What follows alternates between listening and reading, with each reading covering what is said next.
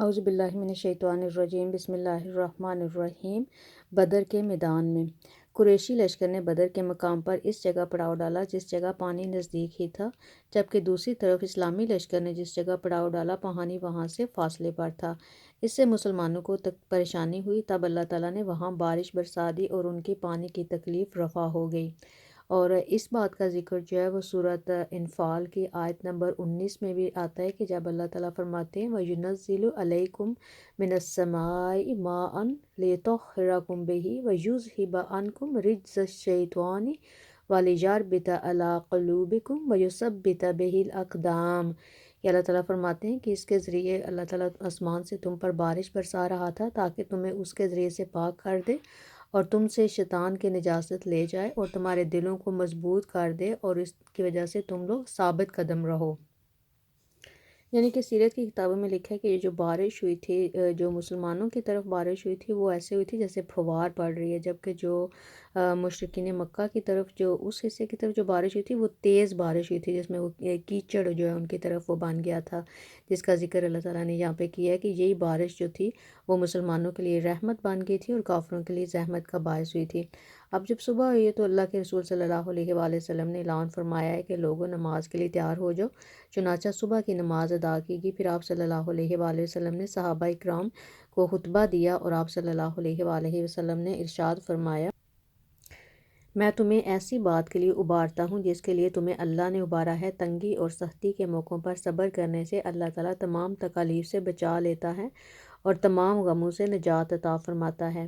اب آپ صلی اللہ علیہ وآلہ وسلم لشکر کو لے کر آگے بڑھے اور قریش سے پہلے پانی کے قریب پہنچ گئے۔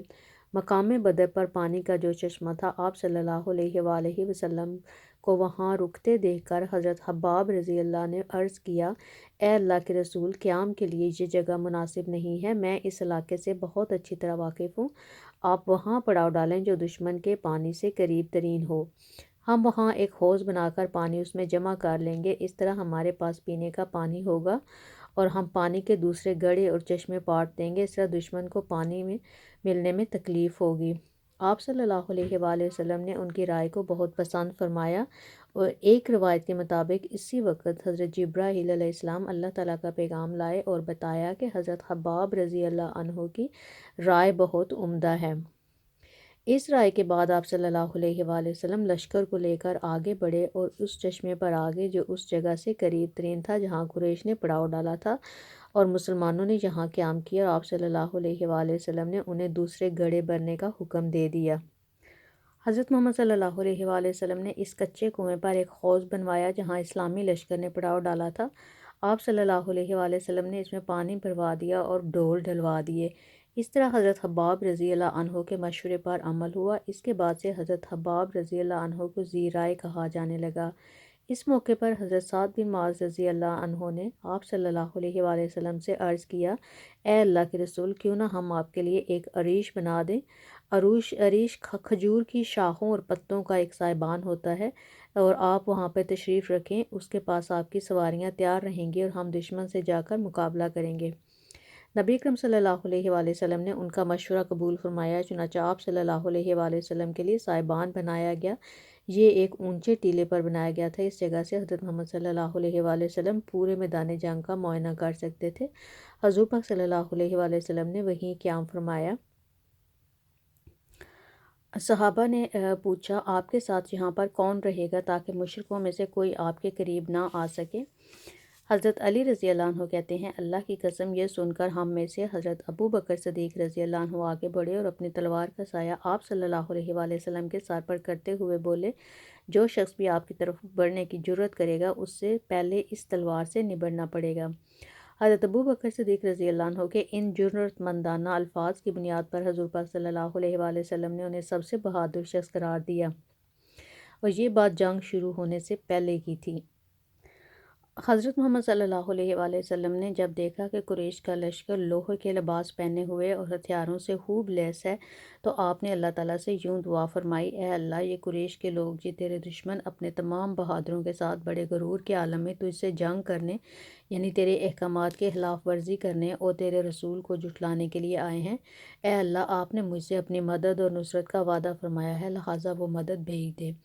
اے اللہ تو نے مجھ پر کتاب نازل فرمائی ہے اور مجھے ثابت قدم رہنے کا حکم دیا ہے، مشرکوں کے اس لشکر پر ہمیں غلبہ عطا فرما، اے اللہ انہیں آج ہلاک کر دے۔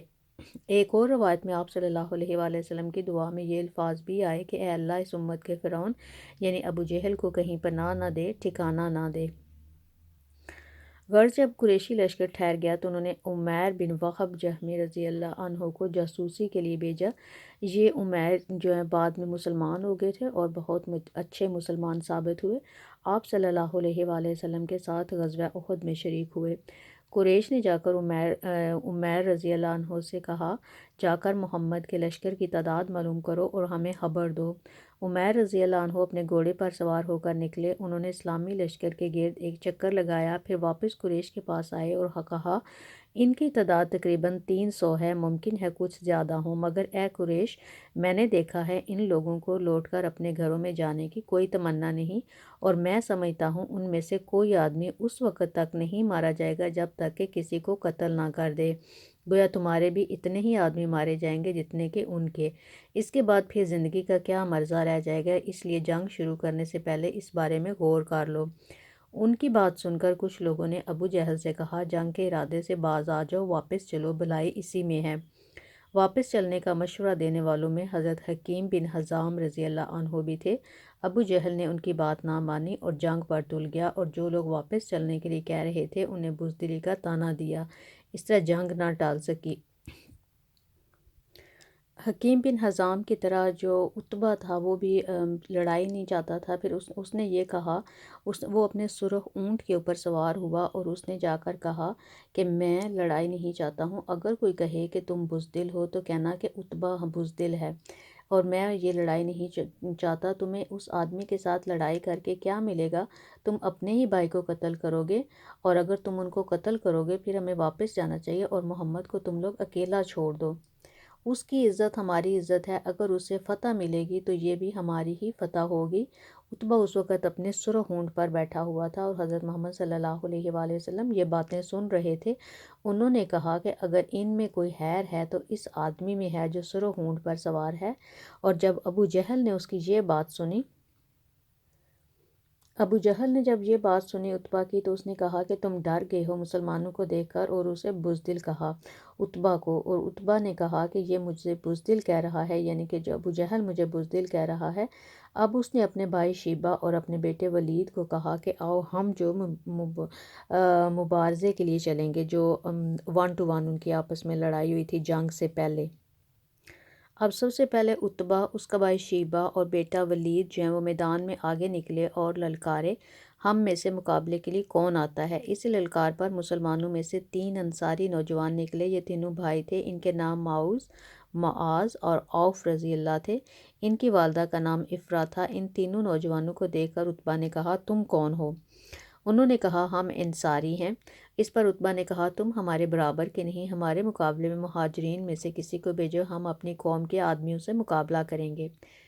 اس پر نبی اکرم صلی اللہ علیہ وآلہ وسلم نے انہیں واپس آنے کا حکم دیا، اور ابن اسحاق میں لکھا ہے کہ یہ تینوں اپنی صفوں میں واپس چلے گئے، اور آپ صلی اللہ علیہ وآلہ وسلم نے ان کی تعریف فرمائی۔